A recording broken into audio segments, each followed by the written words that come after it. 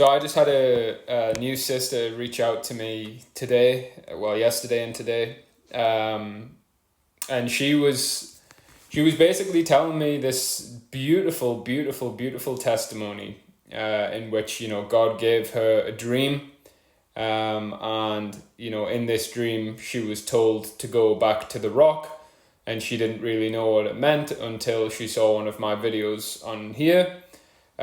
Preaching about the rock at Horeb, which is, of course, all to do with the refreshing of the covenant that I keep talking about. It's all to do with repenting and obeying the Ten Commandments, which is the Holy Covenant, which is how you receive the Spirit of truth, and it's how you will eventually enter the kingdom of heaven if you keep the Ten Commandments. Now, I love it when this happens because 99% of the time when I'm making videos on here, it's people just hating the video that I'm making, hating the message I'm preaching. Oh, you're arrogant. Oh, you're a Pharisee. Oh, this, that. And, it's water off a duck's back to me, because I've been doing this long enough where I understand prophecy well enough now to know that these people that hate on these videos, they are just appointed not to hear it. 1 John 5, I think, maybe 1 John 4. Actually, I think it's 4. 1 John 4, it talks about how do you know the difference between the spirit of truth and the spirit of error. And it is whether or not they can hear you as a servant of God. So I know that I've been called to serve. I know that God has given me the spirit of truth in order to go and find his people.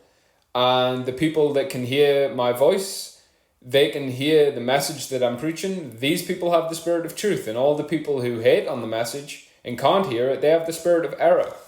So I was just convicted to read to you guys John 10, well, some of John 10,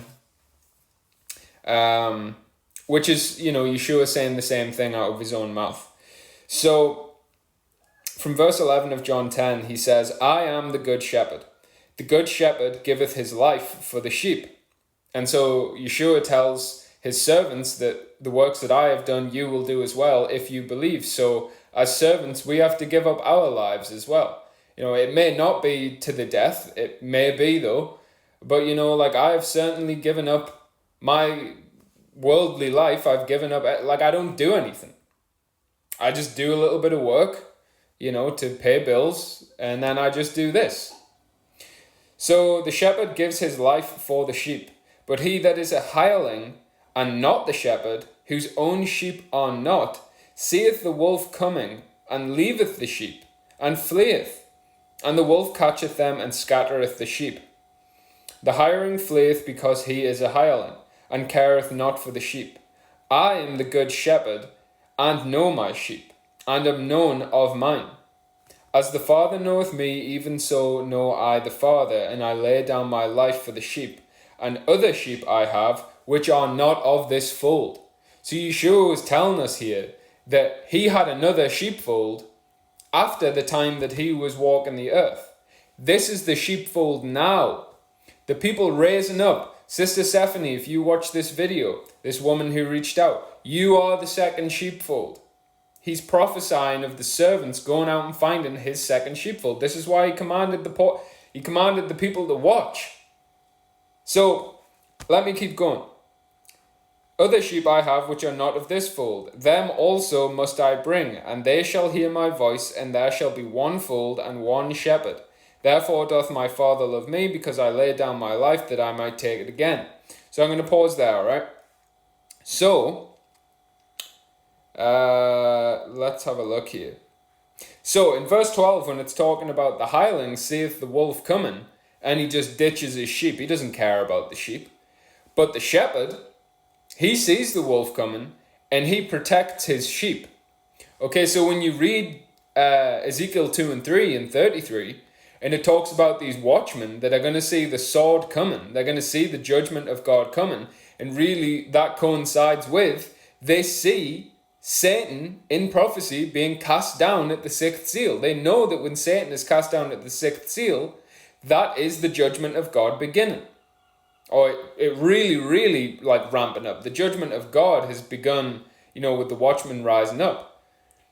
But when these watchmen see that Satan is going to be cast down, and that's when, the Great Tribulation begins, they go out and they warn the sheep because they care about them, because they see the example that Yeshua set, and they follow that example, they obey God, they receive the Spirit of truth, and they have this conviction in them, this burden for souls. And that's what me and my brothers and sisters have.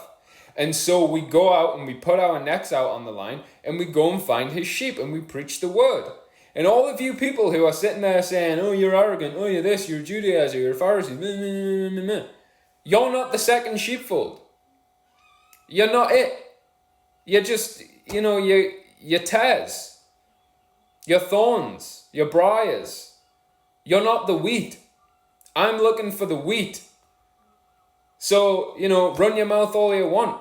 You're just sealing your appointed fate. Okay? So, when he's saying that he has a second sheepfold, well, Yeshua has to be received of the heavens until the times of the restitution of all things. So how's this second sheepfold going to be found? Well, read Mark 13 and read Matthew 24. He tells us, as you see the day of the Lord coming, watch. It means to become watchmen, to go and find his sheep, the second sheepfold. That's what I'm doing. That's what my brothers are doing. That's what my sisters are doing.